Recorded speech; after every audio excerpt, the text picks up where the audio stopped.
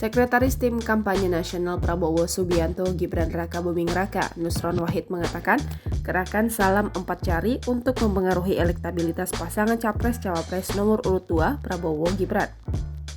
Ya, kalau nolak kan surveinya nggak naik. Gerakan-gerakan untuk menolak dua kan sudah berbagai cara, kata Nusron di Media Center TKN Jakarta Selatan, Selasa 30 Januari 2024. Nusron mengatakan bahwa Prabowo Gibran mendapat gerakan penolakan berbagai cara seperti isu politik dinasti. Kendati demikian, Nusron mengklaim bahwa elektabilitas Prabowo Gibran justru naik. Macam-macam, tapi tren surveinya naik terus ya, alhamdulillah.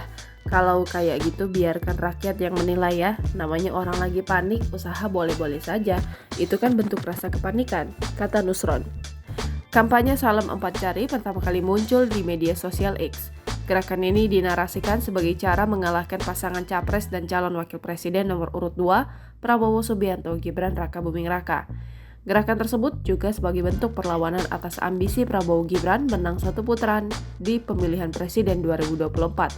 Salam 4 Jari diartikan pula sebagai bersatunya pendukung pasangan Capres-Cawapres nomor urut 1, Anies Baswedan Muhaimin Iskandar, dan pasangan nomor urut 3, Ganjar Pranowo Mahfud MD.